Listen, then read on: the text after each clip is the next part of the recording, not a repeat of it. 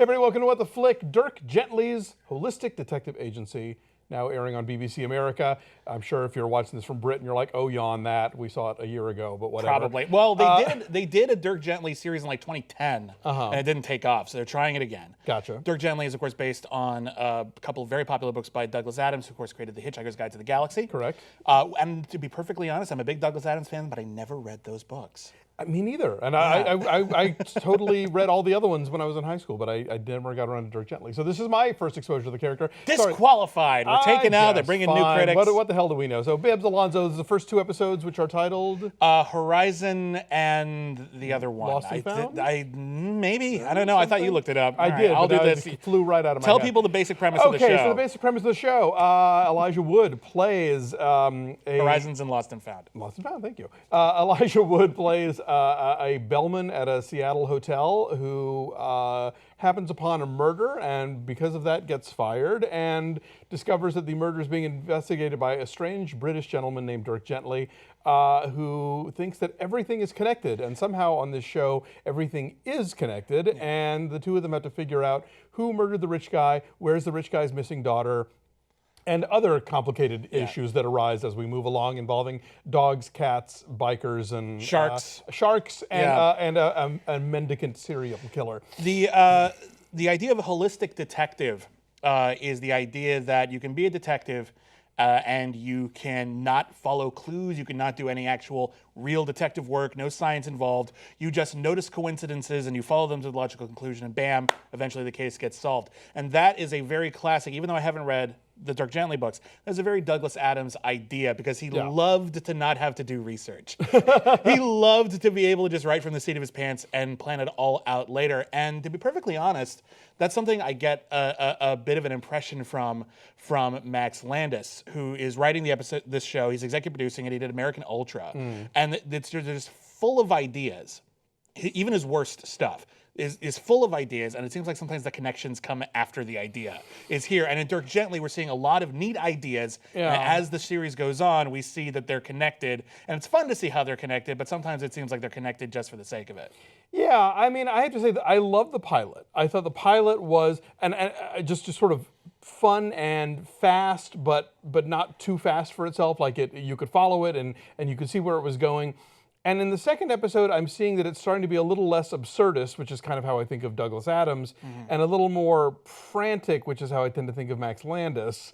So I don't know. I mean, it's early yet. I'm not closing the book here, but I definitely liked the first episode more. Although the second one did have stuff I liked in it, and I'm still engaged enough to figure out where this whole story is going. The first episode is very polished, and as we meet Todd, the character played by Elijah Wood, he does feel he's a new character, but he feels like a very appropriate Douglas Adams protagonist. Yes. He is a poor bastard in a world in which every confluence of fate is designed against him. Every single thing he does is basically the universe has conspired to make that thing suck.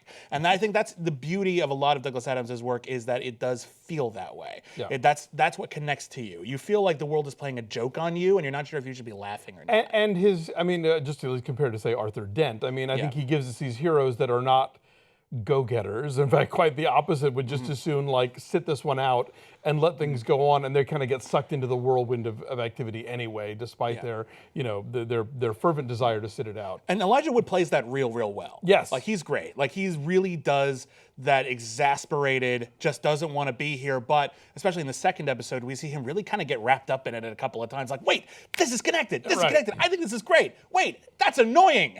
I don't want to be involved. Leave me out. He's very conflicted in a way that I find very entertaining. Samuel Barnett is great as Dirk Gently. He's really fun. He's fun, and this is a character who's always on the border of wanting to punch him in the face. Yeah. And he's very skillful at keeping him on just the right side of that border. Yeah, well, he's very optimistic, and so he's almost like Doctor Who in that regard, where it's like you just. Sometimes it seems naive, sometimes it seems like he's just on a different plane, and you kind of want to be annoyed by him sometimes, but you find him infectious, and you kind of want whatever he sees the world to be real. Right. Because it's more fun that way. Yeah. And as we see the plot move along in episode 2, we're starting to see that there's a big kidnapping plot going on. Right. There appears to be a body swapping aspect going on. It starts getting Yes. very surreal, very sci-fi. Apparently there was was it a hammerhead shark? Yes, That was in a the hotel room and killed somebody. Right, and the idea of Elijah Wood in a show where pets are possessed by people does call to mind Wilfred. Which I'm sure crossed his mind, but it's like, whatever. What are you gonna do? Yeah. These things come. Sometimes those plots just find you. The idea of a super smart or like a corgi with intelligence is, of course, reminds me of Cowboy Bebop, and I'll take that too because that's one of the best shows ever. Yeah. So it's great. So there's influences, etc. There's cops investigating it, and I love Richard Schiff. Richard Schiff is always great. But they're honestly, what I like about it is that they're not portrayed as jerks. They're not portrayed as evil. They're not portrayed as corrupt. They're just trying to do the best they can with a situation that would be weird no matter what angle you approached it from. Right, and again, as we, I think they're very sort of Douglas Adams-y kind of. Okay, what now? Yeah, what's going on? I don't even know. It's all weird. And the idea of being forced along into a situation that is outside of your comfort zone, but that you decide that you can, or that you realize that you can handle, Right. is something that Dirk does constantly. He throws a winning lottery ticket into a kidnapper's house just so that Todd will follow him in. And then like a couple of scenes later, it's like, I was a jerk. I am sorry. I had no idea. What a schmuck I am. And then meanwhile, we have sort of a holistic serial killer, I guess. A holistic assassin. Well, if the universe wants her to kill someone, they die. If the universe doesn't, they don't. That's okay, fair enough. Yeah, but played by the Tomato. Played by the great Fiona Dourif, who was on the rise. Like if you saw like Curse of Chucky and some of her other like smaller stuff, she's like really good. Daughter of Brad Dourif. Oh, neat, okay. She's really, really talented, and this is a very different role for her. And she's playing this very distinctive, very strange character who fits very tidily into this universe, but in a much darker way. Yes, and her interplay with her victim/sidekick is very entertaining as well. And we're starting to see some parallels here between them and Dirk and Todd. Sure. And I'm very curious because she's out to get Dirk Gently, and I have to wonder if the universe wants her to kill Dirk Gently or just to meet him. Because again, if the universe doesn't want Dirk Gently to die, Dirk Gently is not going to die. Where we start also going astray a little in episode 2, and maybe it's just because I didn't like American Ultra. I'm not a biggest fan either. One of the biggest fights that my husband Dave and I had on our podcast, Linoleum Knife, was about American Ultra because he loves that movie. The people who love American Ultra love American They Ultra more love than that their movie. blood relatives, and the people who don't, in my estimation, are mostly, didn't work. Yeah, I just thought it was kind of a mess. I liked the performers. I think they had real chemistry. I liked them in Adventureland too, but I thought the script just kind of went into...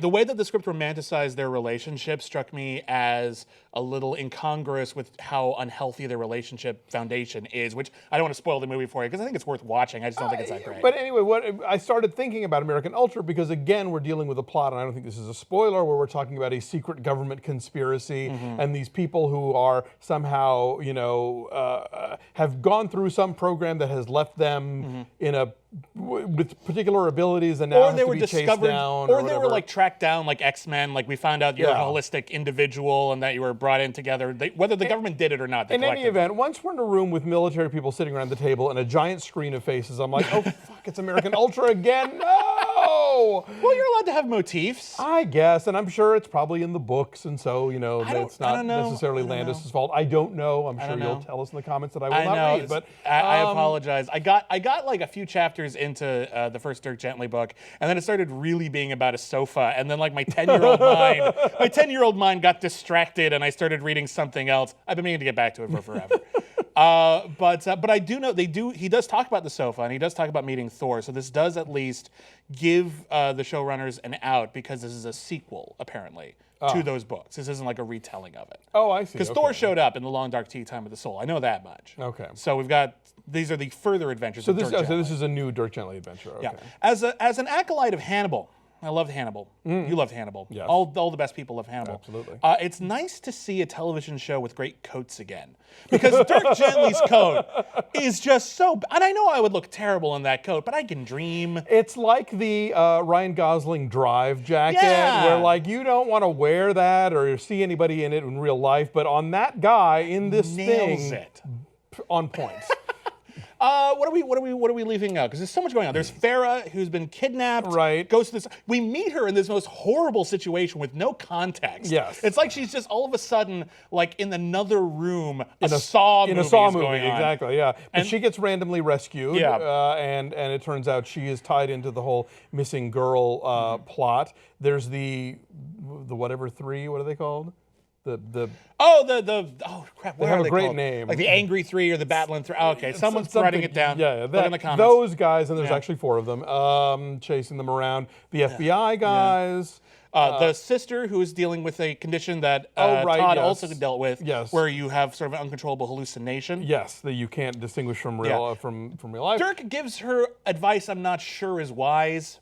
He goes, okay, so if you're worried about why are you a shut-in if this is going to happen to you wherever you go, because it's more dangerous to do that if you're outside in the middle of traffic. Yeah, I was going to say you don't want to do that while There's actually operating like a good heavy argument machinery. against Yes, that. Definitely. And